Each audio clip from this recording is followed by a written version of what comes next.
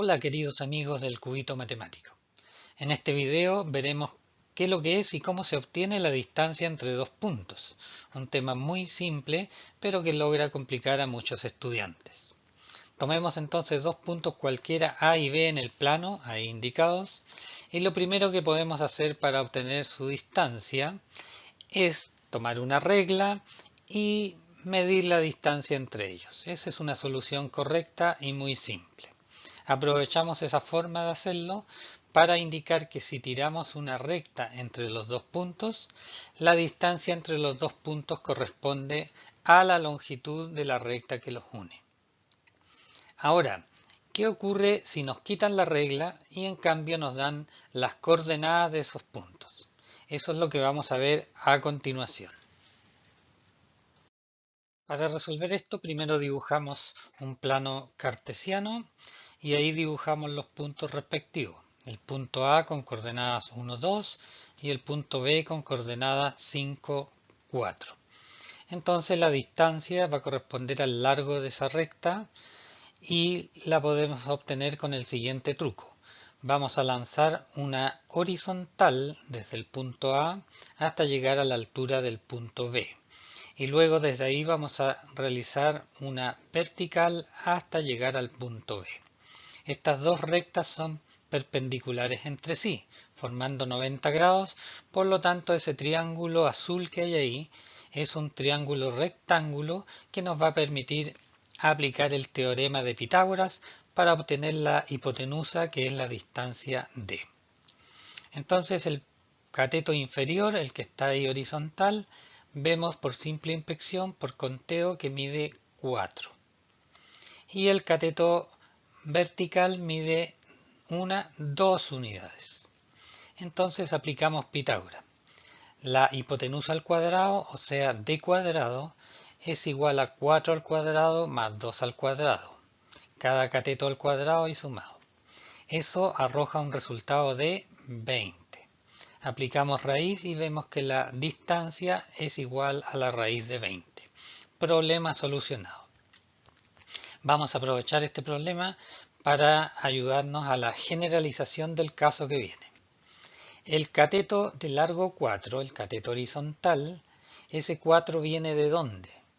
Viene de tomar esa recta 5 y restarle esa recta que mide 1. O sea, es igual a 5 menos 1. En otras palabras, es igual a la resta de las respectivas coordenadas x de los puntos. 5 menos 1. Lo mismo para el otro cateto. El cateto de largo 2 es igual a 4 menos 2, la resta de las respectivas coordenadas y de los puntos. Usando esta idea, vamos a la siguiente lámina para generalizarla para un punto cualquiera.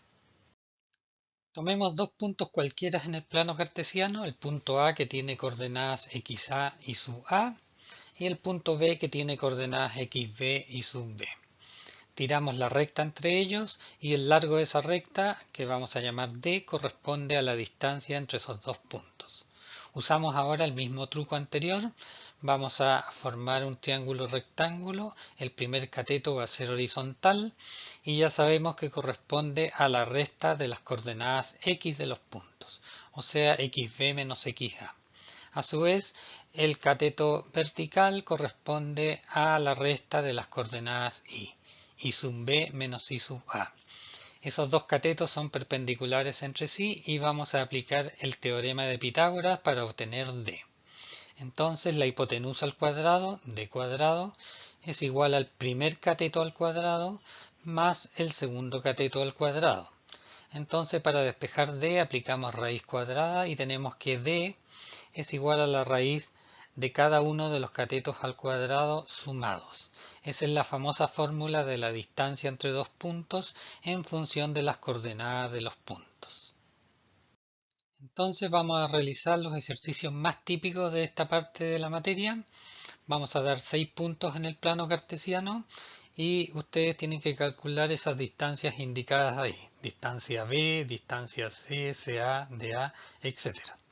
Le dan pausa al video, resuelven y después le dan play para revisar la solución. Entonces, la primera es la distancia AB, que sería el largo de esa recta. Aquí podríamos usar la fórmula general, el que se la sabe la puede usar sin ningún problema, pero quizá es más fácil visualizar el siguiente triángulo. Ese triángulo nos permite llegar rápidamente a la solución, porque un cateto mide 3 y el otro cateto mide 4.